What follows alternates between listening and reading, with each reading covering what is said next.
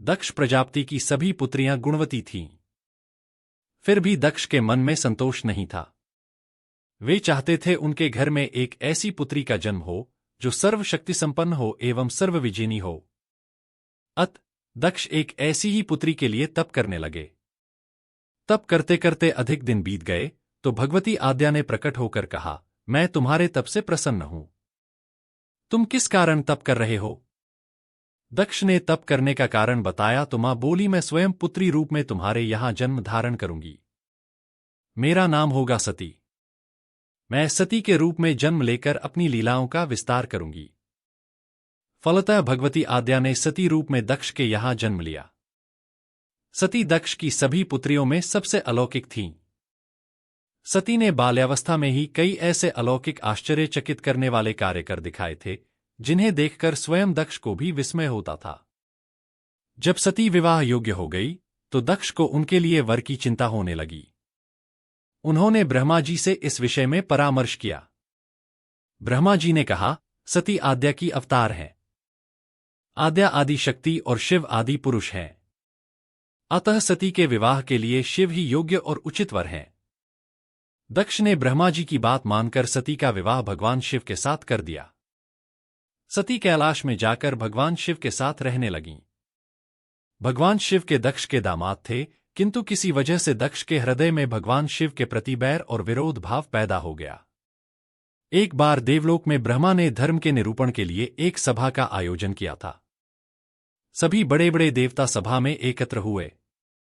भगवान शिव भी इस सभा में बैठे थे। सभा मंडल में दक्ष का आगमन हुआ।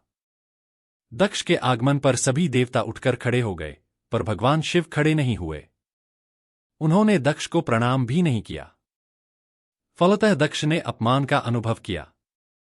केवल यही नहीं, उनके हृदय में भगवान शिव के प्रति ईर्ष्या की आग जल उठी।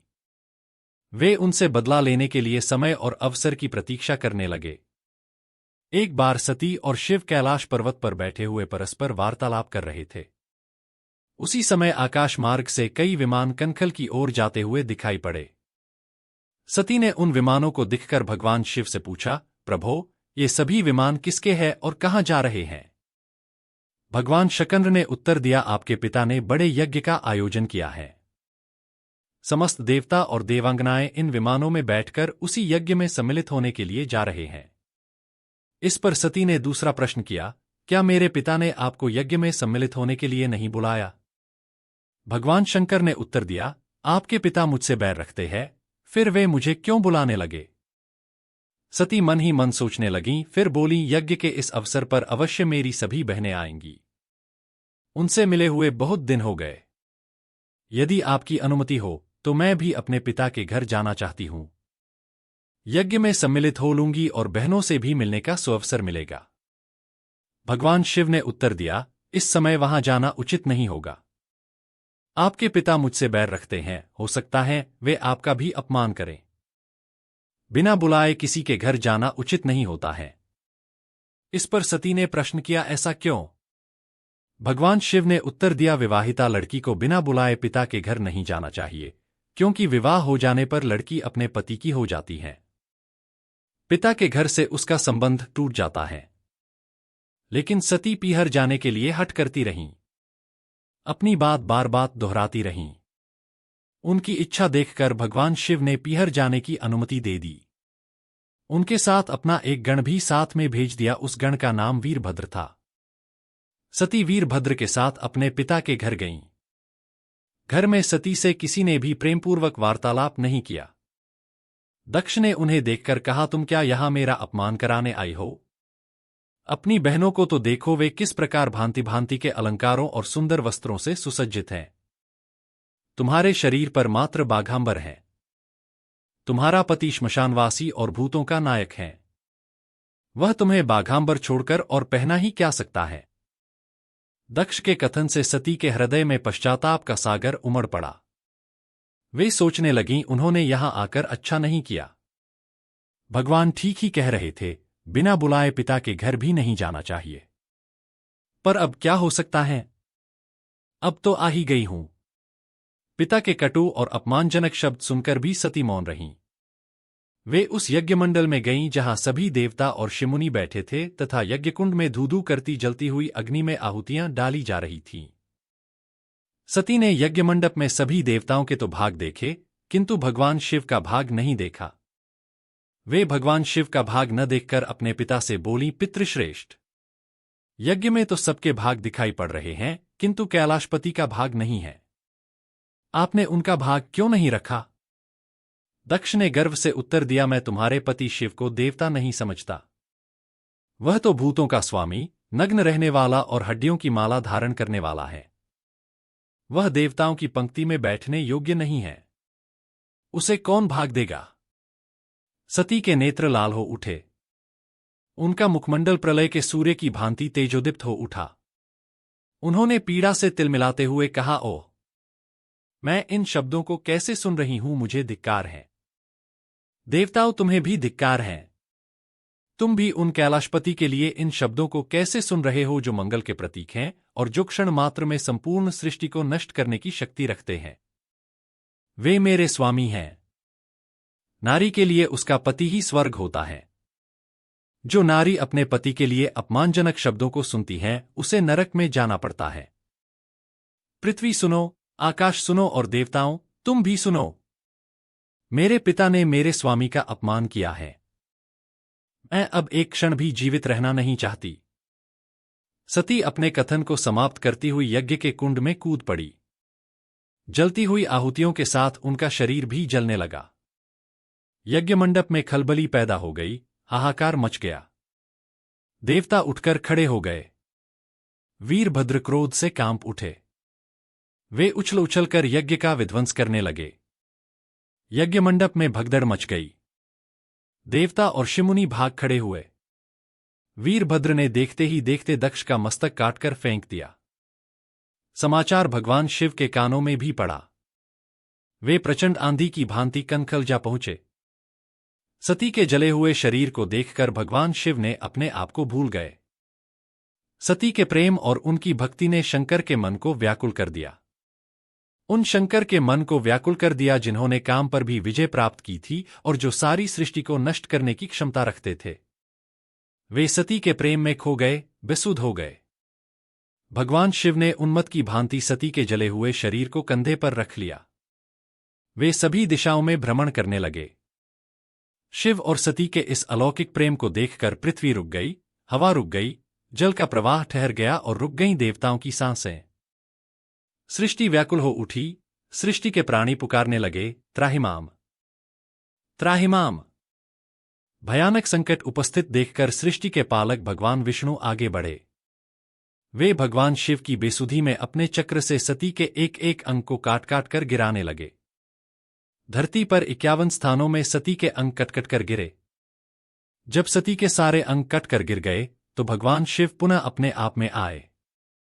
जब वे अपने आप में आए तो पुनः सृष्टि के सारे कार्य चलने लगे।